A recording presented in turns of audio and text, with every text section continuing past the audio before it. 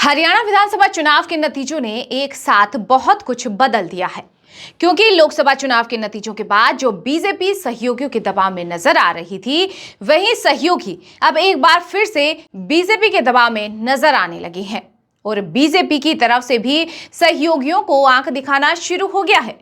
तो आखिर क्यों किए जा रहे हैं इस तरह के दावे और क्या है बीजेपी की असली रणनीति, इसी को लेकर इस एपिसोड में करेंगे हम बात। नमस्कार, मैं हूं सुमन। हरियाणा विधानसभा चुनाव के नतीजों ने सभी को हैरान तो किया ही है, साथ ही ये अब पूरी तरह से देश में एक बहस का मुद्दा भी बन गया है। जनता इन नतीजों पर विश्वास नहीं कर पा रही है, पचा नहीं पा रही है। कांग्रेस ने तो खैर चुनाव आयोग में शिकायतें भी भेज दी हैं और लगातार एक्शन की मांग की जा रही है। कांग्रेस का कहना है कि ईवीएम बदली गई, काउंटिंग सेंटर्स पे धांधली हुई। तो इस तरह के तमाम आरोप कांग्रेस की तरफ से लगाए जा रहे हैं। सिर्फ कांग्रेस ही नहीं, जो कांग्रेस के समर्थक हैं या जो जनता ये मानकर चल रही थी कि इस बार के जो नतीजे आएंगे वह पूरी तरह से कांग्रेस के समर्थन में ही आएंगे, हरियाणा में इस बार कांग्रेस की सरकार बनेगी। लेकिन जब नतीजे आए तो वो जनता की उम्मीदों से बिल्कुल उलट हो गई। तो इसके बाद से पूरे देश में हरियाणा चुनाव के नतीजों पर चर्चा गरमाई हुई है, लेकिन इन नतीजों को अपने फायदों के लिए भुनाने में बीजेपी लगी हुई है। बीजेपी अपने काम पर लग गई है। बीजेपी उन सहयोगियों को अब आंख दिखाने लग गई है जो पिछले दिनों बीजेपी की टेंशन बढ़ा रहे थे। अब अगर बात की जाए कि बीजेपी को टेंशन कौन दे रहा था, तो आप जानते हैं इसमें सबसे पहले नाम है बिहार के सीएम नीतीश कुमार का। नीतीश कुमार और जेडीयू लगातार यह दिखाने की कोशिश कर रहे थे कि अब बीजेपी आलाकमान को या बीजेपी को जेडीयू के मुताबिक चलना पड़ेगा। पहले नीतीश कुमार इस कोशिश में लगे हुए थे और अब लोकसभा चुनाव के साथ ही विधानसभा चुनाव हो जाएंगे बिहार के, लेकिन बीजेपी इसके लिए उस वक्त राजी नहीं हुई। इसके बाद बार बार नीतीश कुमार कहीं ना कहीं इस कोशिश में लगे हुए थे कि बीजेपी मान जाए और केंद्र सरकार इस पर मोहर लगा दे और विधानसभा चुनाव हो जाए, विधानसभा भंग हो जाए समय से पहले। लेकिन उनकी इस बात को भी नहीं माना गया। इसके बाद विशेष राज्य का दर्जे की जो मांग की गई थी नीतीश कुमार ने बिहार के लिए, उसको भी केंद्र सरकार ने सिरे से नकार दिया और इन सब मुद्दों को लेकर नीतीश कुमार की नाराजगी लगातार बढ़ती जा रही थी और यह नाराजगी उनके बयानों से, उनके एक्शंस में साफ नजर आने लगी थी। नीतीश कुमार पूरी तरह चुप हो गए। उन्होंने बीजेपी से, बीजेपी नेताओं से या बीजेपी के दिग्गजों से और यहां तक कि जेपी नड्डा, अमित शाह, इन सब से भी दूरी बनाना शुरू कर दिया था। जेपी नड्डा जब बिहार दौरे पर गए थे पिछले दिनों, तो यह मानकर चला जा रहा था कि उनकी मुलाकात नीतीश कुमार से जरूर होगी, लेकिन फिर खबरें आई कि नीतीश कुमार उनसे नहीं मिले और इसके बाद भी यह माना जाने लगा कि कुछ तो गड़बड़ चल रही है। यही नहीं, इधर जेपी नड्डा बिहार से लौटे हैं और उसके अगले ही दिन नीतीश कुमार दिल्ली दौरे पर जाते हैं। वहां पर भी जाकर माना जा रहा था कि शायद यह अमित शाह से मिलेंगे, जेपी नड्डा से शायद वहां जाकर मुलाकात करेंगे, मोदी से मिलेंगे, लेकिन ऐसा कुछ भी नहीं हुआ और नीतीश कुमार वापस लौट आए। खैर, यह चर्चा तो बनी ही हुई थी, बिहार में बहुत ही जल्द कुछ बड़ा खेल होने वाला है। नीतीश कुमार पलटी मार सकते हैं, नीतीश कुमार आरजेडी से एक बार फिर हाथ मिला सकते हैं, क्योंकि आरजेडी की तरफ से यह बार बार संकेत भी दिए जा रहे थे कि नीतीश के लिए आरजेडी के दरवाजे खुले हुए हैं। ये तमाम जो कयास लगाए जा रहे थे, जो चर्चाएं चल रही थी, इस बीच में आ जाते हैं हरियाणा विधानसभा चुनाव के नतीजे और बाजी अब पलटी हुई नजर आ रही है, क्योंकि सब कोई मानकर चल रहा था कि हरियाणा में कांग्रेस की सरकार बनेगी और बीजेपी और कमजोर हो जाएगी, लेकिन हुआ पूरी तरह से उलट। और जैसे ही नतीजे आए, बीजेपी अपने काम में लग गई। बीजेपी एक बार फिर अब सहयोगियों पर हावी होने की कोशिश कर रही है और इसके लिए बीजेपी खुद से नहीं आ रही है फ्रंट में, वो अपने दूसरे सहयोगियों को काम पर लगा रही है और इसका संकेत मिला जितेंद्र राम मांझी के कुछ बयानों से। जितेंद्र राम मांझी ने सीधे सीधे नीतीश कुमार पर एक बड़े घोटाले का आरोप लगा दिया और यह घोटाला जिसका उन्होंने आरोप लगाया, उसके बाद से ही सियासत गर्मा गई है। कहीं ना कहीं ये जो घोटालों के आरोप लगाया गया है, संकेतों में जो उन्होंने ऐसा बयान दिया है कि वह नीतीश कुमार को घेर रहे हैं, सवालों के कटघरे में उन्होंने उन्हें खड़ा कर दिया है। इसको लेकर जानकार दावा कर रहे हैं कि कहीं ना कहीं यह सब बीजेपी आला कमान के इशारे पर ही हो रहा है। तो यहां सब कुछ पहले आपको बता दें कि आखिर मांझी ने ऐसा क्या कहा था। मांझी ने कहा कि जिस काम के लिए 700 करोड़ का बजट बनाया, उस काम के लिए 6000 करोड़ की लागत से गंगा का पानी लाया गया, लेकिन आप खुद ही सवालिया लहजे में पूछते हैं कि क्या इससे इलाके में पानी की आवश्यकता की पूर्ति हो गई है। जितिन राम मांझी के इन सभी बयानों के बाद से सियासत गर्मा गई है। वहीं कुछ लोग तो यह भी बात कर रहे हैं कि जितिन राम मांझी का यह बयान एनडीए को नुकसान पहुंचाएगा, नीतीश और बीजेपी के बीच यानी कि जेडीपी और बीजेपी के बीच दरार भी ला सकता है। लेकिन वहीं कुछ लोगों का यह भी कहना है कि यह जो कुछ भी हो रहा है बीजेपी के इशारे पर ही हो रहा है। बीजेपी ने अब जितिन राम मांझी को काम पर लगा दिया है। नीतीश कुमार जो पिछले दिनों बीजेपी को लगातार आंख दिखा रहे थे, बीजेपी आला कमान पर दबाव बनाने की कोशिश कर रहे थे।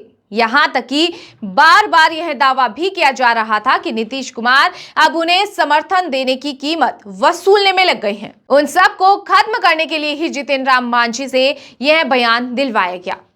तो जितिन राम मांझी ने कहा कि उन्होंने जो योजना तैयार की थी उससे 700 करोड़ में ही सारा काम पूरा हो जाता। इतने पैसे में बांध भी बना लेते, नहर भी बना लेते और नदी के दोनों किनारों पर 15 से 20 फीट सड़क भी बना देते ताकि गया में ट्रैफिक जाम की समस्या खत्म हो जाती। यह मेरा सपना था, लेकिन 6000 करोड़ रुपए खर्च करके गंगा का पानी लाया जा रहा है। कोई कहे या ना कहे, मैं तो यह कह सकता हूं कि पानी की पूर्ति नहीं हो पा रही है। यानी जितिन राम मांझी ने सीधे सीधे नीतीश कुमार को सवालों के कटघरे में खड़ा कर उन पर एक बड़े घोटाले का आरोप लगा दिया है। वहीं उनके बयान पर अब सवाल ये उठ रहे हैं कि अचानक जितिन राम मांझी को यह बातें क्यों ध्यान में आ रही हैं। और सवाल इसलिए भी उठ रहे हैं क्योंकि 2 दिन पहले ही हरियाणा चुनाव के नतीजे आते हैं और 2 दिन बाद जितिन राम मांझी की सरकार से यह बयान दिया जाता है। यह जो टाइमिंग है इसने भी सवाल खड़े कर दिए हैं, क्योंकि मांझी नीतीश के करीबी रही हैं, लेकिन आजकल वो बीजेपी के करीबी हैं। जानकारियां भी दावा कर रही है कि नीतीश पर जो आरोप मांझी ने लगाए हैं उनके पीछे कहीं ना कहीं बीजेपी का हाथ है। मांझी ने बीजेपी के इशारों पर आरोप लगाए हैं। आपको बता दें कि मांझी को 2014 में नीतीश कुमार ने सीएम बनाया था। 2014 के लोकसभा चुनाव में जेडीयू को मिली हार पर नीतीश कुमार ने सीएम पद छोड़ दिया था, लेकिन सीएम बनने के बाद मांझी के तेवर बदल गए थे, जिसके चलते साल भर के अंदर ही नीतीश ने उनसे सीएम पद वापस ले लिया था। बाद में मांझी के नीतीश से संबंध सुधर भी गए। नीतीश कुमार 2022 में जब एनडीए छोड़कर महागठबंधन के साथ गए तो मांझी भी उनके साथ एनडीए छोड़ गए थे, लेकिन बाद में मांझी का मन बदल गया और अचानक ही वह बीजेपी के करीबी हो गए। 2023 में मांझी ने नीतीश और महागठबंधन को छोड़कर एनडीए का हाथ थाम लिया। ऐसे में दावा किया जा रहा है कि मांझी ने नीतीश पर जो आरोप लगाए उसमें कहीं ना कहीं बीजेपी की रणनीति ही काम कर रही है। तो यहां सबसे बड़ी बात तो घुमा फिरा कर यह है कि उन्होंने एक बड़े घोटाले का आरोप नीतीश कुमार पर लगा दिया है और इसके पीछे की सिर्फ एक ही वजह है कि नीतीश कुमार पिछले दिनों बहुत ज्यादा ही बीजेपी पर हावी होने की कोशिश कर रहे थे। दावा यहां तक किया जा रहा है कि बिहार में जब विधानसभा चुनाव होंगे तो इस बार बड़े भाई की भूमिका में जेडीयू रहेगी, ज्यादा सीट्स जेडीयू लेगी। इसके बाद जो बची हुई सीट्स हैं उसमें से बीजेपी अपने पास रखेगी और उनमें से ही अपने सहयोगियों को बांटेगी। तो ये सारी जो बातें थी वो बीजेपी आला कमान की टेंशन बढ़ा रही थी। लेकिन इस बीच जब हरियाणा चुनाव के नतीजे आए और उसके बाद पूरी कहानी अब बदलती हुई नजर आ रही है। उन्होंने यहां तक कह दिया है कि मुख्यमंत्री नीतीश कुमार को भारत रत्न देना चाहिए, लेकिन एक शर्त भी उन्होंने रख दी। उन्होंने शर्त रखते हुए यह भी कह डाला कि नीतीश कुमार ने अच्छा काम किया है, लेकिन जिन्हें भूदान में जमीन का पर्चा और सीलिंग का परवाना मिला है उनको जमीन नहीं दिलवा पाए। ज्यादातर मामलों में पर्चे की जमीन पर माफियाओं का कब्जा है। तो पूर्व मुख्यमंत्री मांझी ने कहा कि नीतीश कुमार ने सभी मोर्चों पर अच्छा काम किया है, लेकिन भूमि सुधार का काम ठीक से नहीं किया है। वहीं मांझी ने भी आगे यह कहा कि हमने विधानसभा में भी इस मुद्दे को उठाया था कि पर्चे की 70% जमीन पर आरजेडी के लोगों का कब्जा है। बिहार में जमीन का सर्वे हो रहा है। नीतीश कुमार इस काम को अगर ठीक ढंग से निपटाएंगे तो हम भी भारत रत्न की अनुशंसा और समर्थन करेंगे। यानी केंद्र सरकार जितिन राम मांझी ने नीतीश कुमार पर कई सवाल खड़े कर दिए हैं। कई तरह से जितिन राम मांझी अटैकिंग मोड में आ गए हैं। इसके बाद अगर हम बात करें तो जितिन राम मांझी ने सिर्फ नीतीश कुमार को सवालों में नहीं खड़ा किया, बल्कि उन्होंने चिराग पासवान को भी आईना दिखाने की कोशिश की है। क्योंकि मांझी ने यह कह दिया है कि रामविलास पासवान की जगह सिर्फ पशुपति पारस ही ले सकते हैं। उनके जाने के बाद दलितों के लिए उठाए आवाज के मामले में शून्यता आ गई है। रामविलास पासवान के जाने से जो रिक्ति आई है उसे पारस बाबू ही पूरा करेंगे। राजनीतिक जगत में मांझी के इस बयान को चिराग पासवान की राजनीति को कटघरे में खड़ा माना जा रहा है। वहीं जैसा कि आप जानते हैं कि पिछले दिनों से चिराग पासवान कहीं ना कहीं एनडीए के जो फैसले हैं उनके विरोध में नजर आ रहे हैं। वो लगातार यह दिखा रहे हैं कि वो जो भी फैसला चाहें, वो वक्फ संशोधन बिल का मामला रहा हो या फिर वो लैटरल एंट्री मामला हो, चाहे वो आरक्षण का मामला रहा हो या फिर जाति जनगणना का मामला रहा हो, इन तमाम मुद्दों पर चिराग एनडीए से अलग अपनी राय रखते हुए नजर आए। जिसके बाद से यह भी कहा जाने लगा कि कहीं ना कहीं चिराग पासवान अपनी अलग राह तलाश रहे हैं। कहीं ऐसा तो नहीं कि वो भी इंडिया गठबंधन में शामिल हो रही हैं। तो इस बीच पशुपति पारस ने खुद अमित शाह से मुलाकात की। उनकी तस्वीर भी सामने आई थी। और अब जब जितिन राम मांझी ने पशुपति पारस का जिक्र किया तो उन तमाम चीजों से यह कड़ियां जोड़ी जा रही हैं। राजनीति के जानकार ये दावा कर रहे हैं कि हो ना हो यह सब कुछ बीजेपी आला कमान के इशारों पर हुआ है। जितिन राम मांझी को यह काम दिया गया कि सहयोगियों को बहुत ज्यादा बीजेपी पर हावी होने की कोशिश कर रहे थे।